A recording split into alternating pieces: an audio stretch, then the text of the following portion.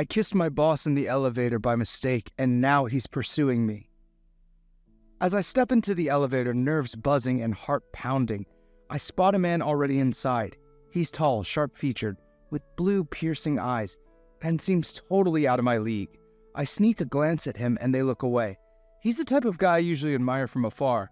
I have no idea who he is, but he looks like someone important, perhaps from another department or something. I decide against greeting him, my anxiety already sky-high as it's my first day.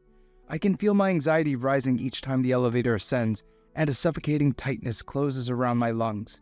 Then the elevator jolts to a halt and lights flicker. It's happening again, my worst nightmare. I press myself against the wall trying to ground myself, but nothing seems to work. And then, unexpectedly, a hand rests on my shoulder, sliding down to lift my chin. I opened my eyes and saw the man who stood with me in the elevator. His eyes are no longer cold and distant, but softened with concern. "Are you all right?" he asked softly. "Everything's going to be fine, just breathe," he reassures me. As I try to focus on his voice, something shifts in me. Maybe it's the way he's looking at me or my desire to erase memories of my ex, but I know I'd probably never see this beautiful man again. I lean forward, and before I can stop myself, I press my lips to his. To my surprise, he doesn't pull away. Instead, his hand lingers on my cheek, and he kisses me back, gentle but firm. There's a softness to it that catches me off guard. The elevator dings, breaking the trance. I pull back, horrified by what I've just done. Heat floods my cheeks as I stammer out an apology and stumble out of the elevator. I release a long, shaky breath. At least I'll never see that man again, or so I think. In the afternoon. Soon I became acquainted with my work and colleagues and even managed to impress the team lead before lunch. "Taylor, make sure you come to the meeting hall after this. We're having a meeting with the supervisor," my team leader informed me. A while later, I entered the meeting room and got a shock seeing the same man I had kissed in the morning. "Who is that?" I asked my colleague in shock. "You don't know? He's our supervisor, Ethan Jones," she replies. I feel like sinking through the floor. How could I have made such a huge blunder? There's no way I can attend this meeting. But seeing everyone settling down, I somehow managed to sit through it, avoiding eye contact with him as much as possible. After coming out of the meeting, I desperately searched for a solution. Should I be honest with him? No, that would be disastrous. Who kisses their boss on their first day? Should I just resign from the job? Yes, that seemed probable. Even though I finally landed this job after many rejections, I couldn't keep working here after what had happened. Nor did I dare to face him. Next morning. The next morning, I was in for a shock. I received an email saying that my resignation letter was rejected and I was told to report immediately. As I entered the office that morning, I felt I was having another panic attack. I still didn't know why my resignation wasn't accepted and how I would confront my boss. I entered his room nervously. How could he look so beautiful even at a moment like this? He was watching me with his cold blue eyes. "Taylor Lee, can I ask why you're resigning from your job so soon?" he asked me sternly. It's because of that elevator incident," I muttered nervously. "That trivial incident? That shouldn't have been an issue, unless you knew who I was and deliberately kissed me," he smirked. "What? No, I stumbled over my words, not knowing what to say. "It's all right. You don't need to give any excuses. You can continue your job and forget about that incident." And after a pause, spoke softly. "Though, from now on, I'll be keeping a close watch on you." I quickly nodded and left the room in a hurry. What was going on in his mind? 2 days later, I was attending an onboarding meeting with my team, nerves prickling as I saw Ethan across the room. I couldn't help sneaking glances at him, and it felt like his eyes were searching for me too. As the meeting ended and I gathered my things, hoping to slip out unnoticed, his voice stopped me cold. "Taylor Lee, please stay back. I need to discuss something with you." I swallowed hard, my mind racing. What could Ethan possibly want to talk to me about? "Taylor," he began, his tone casual yet somehow comforting. "About that day, in the elevator." Panic flared in my chest. Why was he bringing that up? I thought we'd agree never to speak of it again. "You seemed tense," he continued, his voice softened with concern. "I just wanted to make sure you're all right." I met his gaze hesitantly, trying to read his expression. Thanks. I'm fine, just a little overwhelmed, I guess." "It's okay to be nervous when you're starting somewhere new," he said warmly, a small smile tugging at his lips. The warmth in his eyes and the softness in his voice left me speechless. Was he genuinely concerned, or was he just toying with my feelings? I should excuse myself, I have a lot to get done, I replied hastily, almost stumbling over my words as I turned and made my way back out of the room, my heart still racing. Next day, I tapped my foot impatiently, waiting in Ethan's office with a stack of papers I needed him to sign. When he finally entered, he gave me a light smile. I hope you haven't been waiting too long, Taylor. No, it's fine, sir, I replied curtly, trying to keep my tone professional. Ethan took a seat and glanced up at me. I trust you're settling into the new job well. By the way, do you have any plans for Saturday night? Surprised, I hesitated. Nothing really, just planning to relax at home. Was he about to assign me more work? Instead, he surprised me by saying, Actually, I have 2 concert tickets. Would you like to go with me? His eyes held mine, his expression unreadable. What? I asked, thrown off guard. Why? He gave a small devilish grin.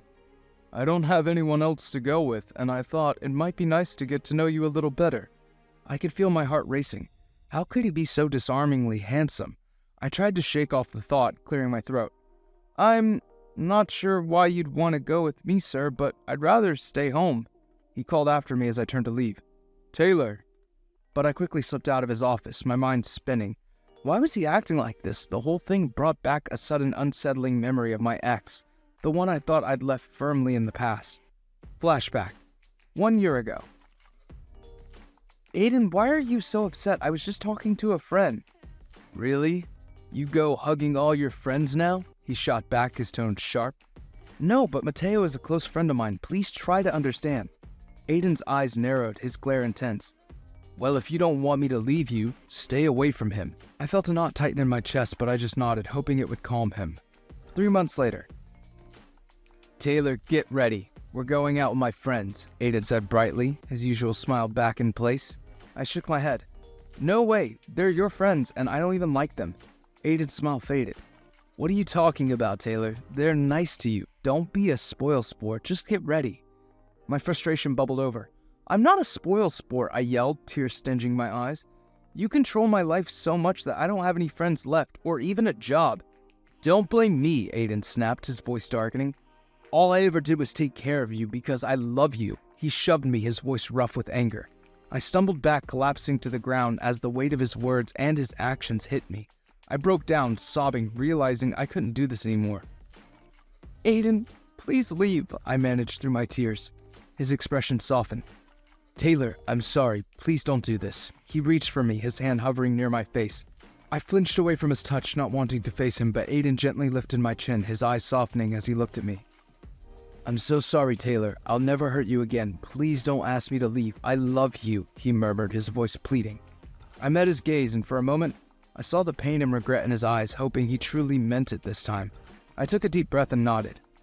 All right, Aiden, but this time is the last chance. If you hurt me again, I'm gone, I replied firmly.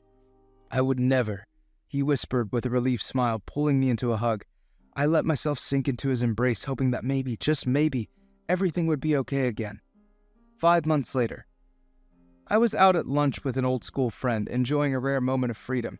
Even though I'd grown apart from most friends, reconnecting with someone after so long felt refreshing. I decided not to mention it to Aiden. I knew his trust issues would only lead to another argument, and I didn't want to ruin this moment.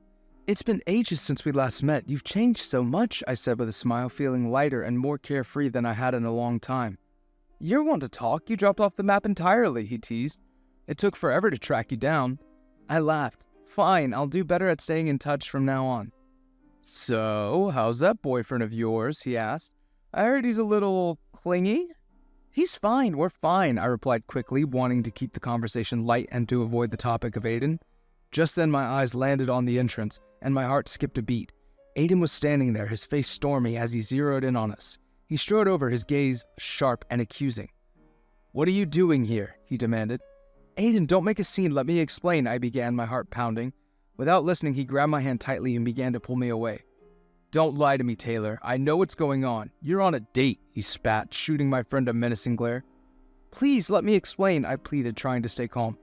We'll talk at home, he snapped, his grip tightening. My friend scorned. So, this is the guy Mateo was talking about. You're a control freak. And suddenly, Aiden's fist collided with my friend's face. Shocked, I watched as a fight broke out, Aiden hitting him again and again, his rage uncontrollable. Aiden, please stop, what are you doing? I cried, trying to pull him back, but he shoved me aside. I tried again, stepping between them, when I felt a hard slap across my face. Stunned, I looked at him, my cheeks stinging, my heart pounding with horror. I didn't mean to hit you, Taylor, he stammered, guilt flashing in his eyes. Please, I didn't mean it. I touched my cheek, glaring at him as realization washed over me. I had enough of his abuse, his controlling nature, his broken promises.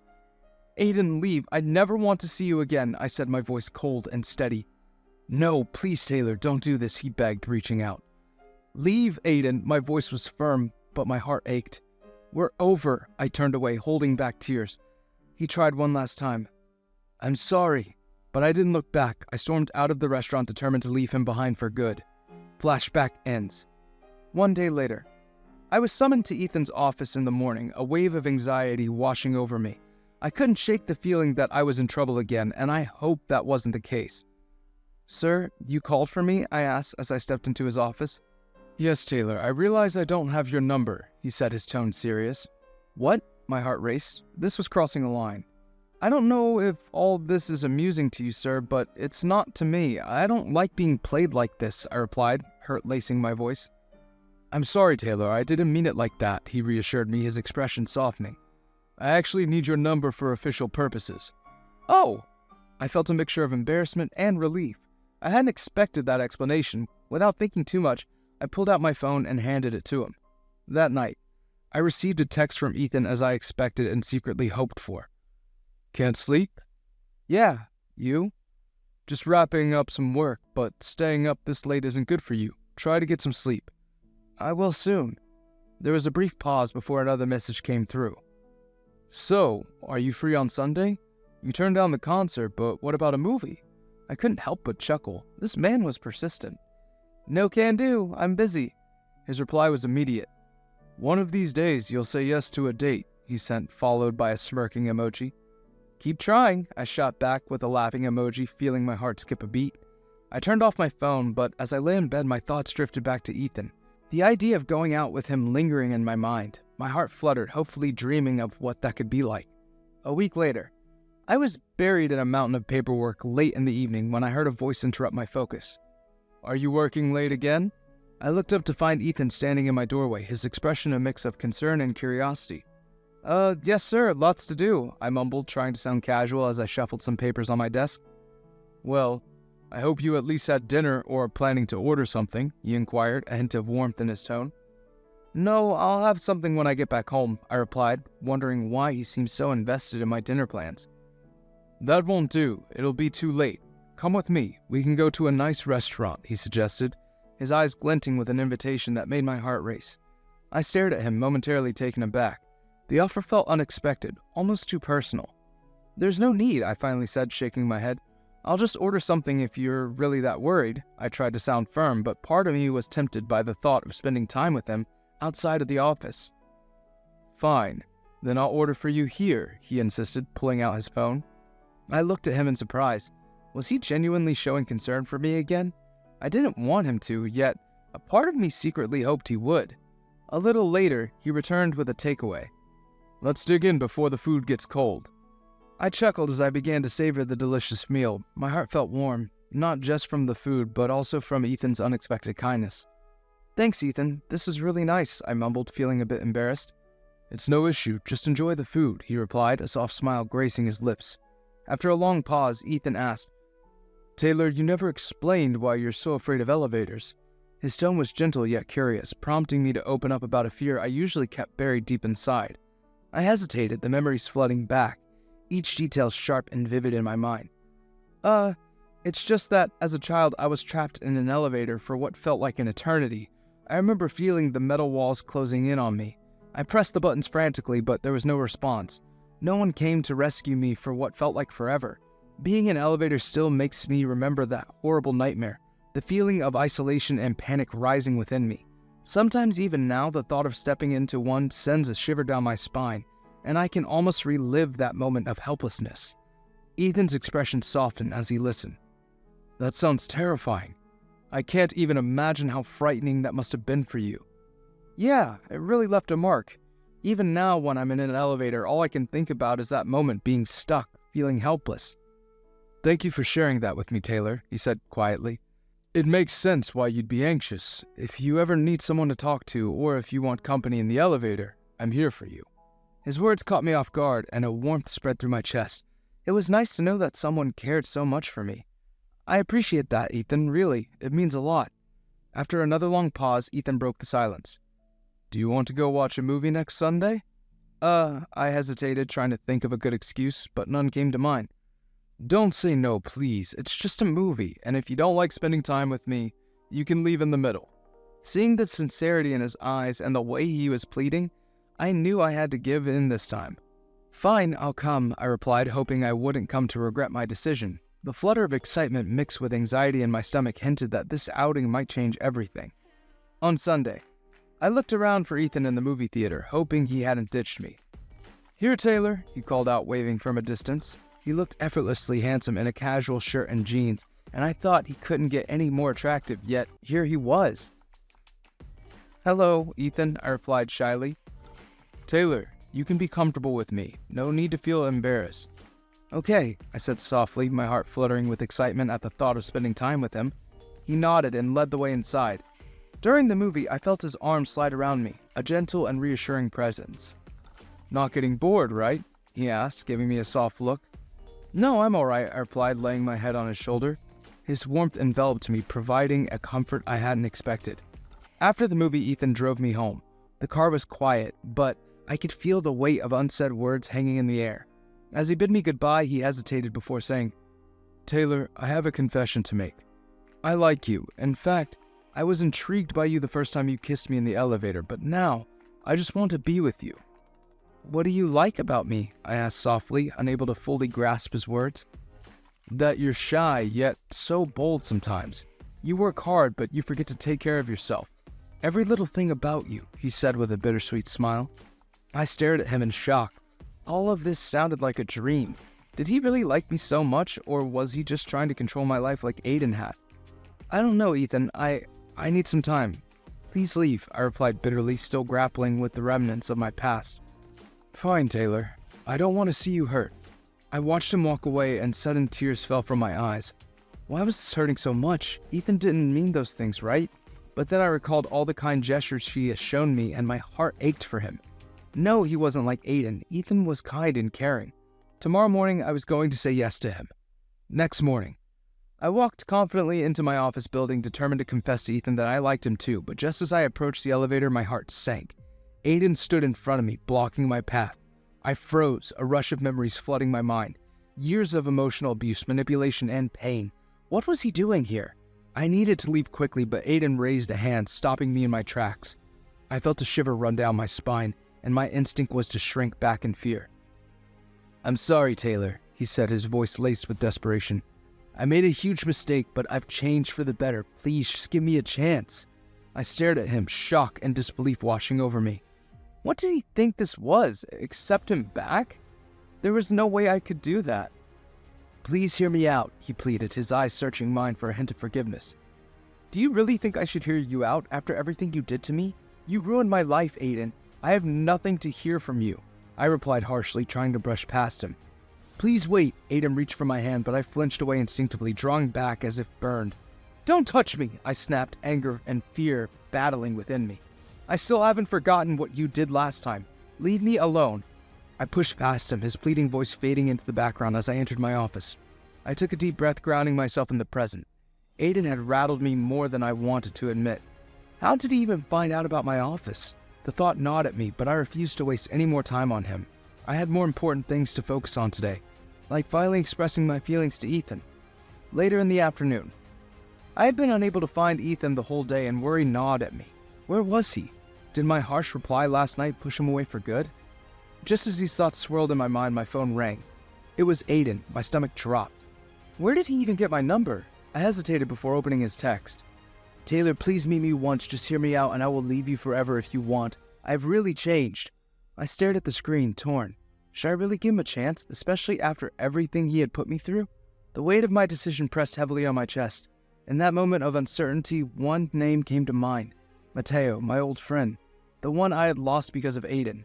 I dialed Mateo's number, anxiety buzzing in my stomach as I waited for him to pick up, knowing he had every reason to ignore my call. "Hello, Mateo, it's Taylor," I said, my voice steady but filled with apprehension. "Wow, daring to call me after such a long time, huh? I thought you forgot I existed. Why are you calling now?" His tone was harsh, a mixture of surprise and resentment. "I'm sorry, Mateo, but you know Aiden forced me to cut off all contact with you. What could I have done? Please forgive me." "Those are just excuses. I always warned you about that guy. But you never listened," he replied, the disappointment in his voice palpable. "Well, I've left him for good now. I should have listened to you," I admitted, shame creeping in. "Oh, is this why you finally found the time to contact me? Still, I'm happy for you. That's not the only reason, Mateo. Aiden showed up at my office today begging for forgiveness. I don't even know how he found my address. What should I do?" "Honestly, I'm not the one who gave it to him since I've been out of touch with you, but Aiden reached out to me a few days ago. At first, I refused to listen, but he kept begging for forgiveness until I eventually heard him out. He seems to be going through some tough times, and it really changed him. I don't even recognize the man anymore. Maybe there's no harm in hearing him out." "Thanks, Mateo. I'll think about it, and let's meet up soon. I miss you." "Sure, will do." A few hours later, I got a call from Aiden and picked it up. "What have you decided, Taylor? Will you hear me?" he begged. "Fine, we can meet," I replied coldly. "Thank you. Let's meet at the cafe near your office. I'll be waiting." I walked confidently into the cafe, determination coursing through me, but as soon as I spotted Aiden in the corner, my resolve wavered. He looked up, a mix of hope and despair in his eyes. "What do you want to talk about?" I asked, cutting straight to the point. "I'm just asking for your forgiveness," he said, his voice tense. "After our breakup, I realized what a controlling freak I was. Losing you made me see everything clearly." I narrowed my eyes. "And you think that makes up for the years I suffered?" Aiden looked pained. "I regret it every day. After you left, I lost everything. My job, my friends. I struggled to get back on my feet." "Well, don't expect any sympathy from me. You deserve it all." I leaned forward, my heart racing. "How did you find my office? Where did you get my new number?" "Please don't be upset. I still had your old number, and I asked a friend at the telecom company to help me out. It was the only way I could reach you." He looked down, guilt written all over his face. I felt a surge of anger mixed with disbelief. "You think tracking me down like this is okay? I should report you to the police. You're not going to change." "No, please, I just needed to talk to you. I tried reaching out to your friends, but no one could help. This was my last resort," he pleaded, desperation evident in his eyes. "What's so important that you had to invade my privacy?" I demanded, my heart pounding. "Because I want you back in my life." His voice was barely a whisper. "My life has been hell without you. I miss everything about us, every moment we shared. I know you may never forgive me, but can you at least give me a chance to show you I've changed?" I opened my mouth to retort, but his sincerity caught me off guard. Memories flooded my mind, both good and bad. The laughter, the warmth, but also the suffocating control. I shook my head, trying to push the feelings away. "No, Aiden, I can't accept you back. I've already left you in the past." I took a deep breath. "I'm seeing someone else now, someone who respects me." His expression shifted from hope to pain. "Who is it?" he asked, his voice barely above a whisper.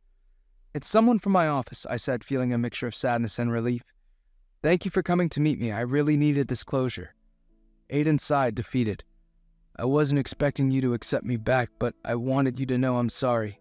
I wish you happiness, Taylor." As I walked away, I felt a sense of freedom wash over me. Now I just needed to find Ethan and tell him how I felt. Later that evening, I made it to the office just in time, my heart racing as I approached Ethan's door. I hoped he was back. "Ethan!" I called, almost breathless, barging into his office. He looked up, surprised but concerned. "Taylor? What's going on? Are you okay?" "Yes, everything's more than okay," I replied, grinning as a wave of relief washed over my face. "Because I've realized something. I like you too." A flicker of confusion passed over his face as he took this in. "Wait, what? Where did this come from?" I smiled, my heart pounding, and took a deep breath. "I needed to close a door on my past today. Aiden, my ex, showed up wanting me back. I explained things in brief and then continued. But talking to him made me realize where I really want to be." I met his gaze. "Now you know what a tragedy my life has been and what a mess I am. Would you still want me knowing all of that?" Ethan's expression softened, and he stepped closer, his eyes never leaving mine. "Of course. How could I ever say no to you?" He pulled me closer, his hand resting gently on my cheek, and this time he leaned in, pressing his lips to mine in a deep, reassuring kiss. I felt my worries melt away as I laughed, my heart lighter than it had been in years. In Ethan's arms, the future no longer looked grim. With him by my side, I felt like I could face anything, whether it was an elevator or an earthquake. Conclusion. Ethan and I made our relationship public, and we soon found that we were happiest in each other's company. Ethan was just as caring as I had imagined, always grounding me in moments of doubt. With him by my side, I was able to face my fears, even learning to face the anxiety that once held me back. Work was going well too, and I had reconciled with old friends, whom Ethan also enjoyed. Our lives felt more complete with a new circle of people who truly understood us. The biggest surprise came when Aiden and Mateo began seeing each other. But it turns out that their differences, and perhaps the shared connection through me, brought them closer. Aiden really had changed, and being with Mateo seemed to bring out the best in him. Ethan was still cautious around Aiden, and while he hadn't completely forgiven him, he respected my choice to stay in touch. Slowly, even their interactions became more sincere, and Ethan and I would sometimes meet Aiden and Mateo for coffee or lunch. As for my fear of elevators, well, I'm still working on it, but that doesn't stop Ethan from pulling me into a kiss now and then, right in the elevator, reminding me that no fear is too great to face when he's there with me. The end. Have you ever gone back to your ex? Thanks for watching. Consider subscribing to become part of our Rainbow Force, and stay wholesome.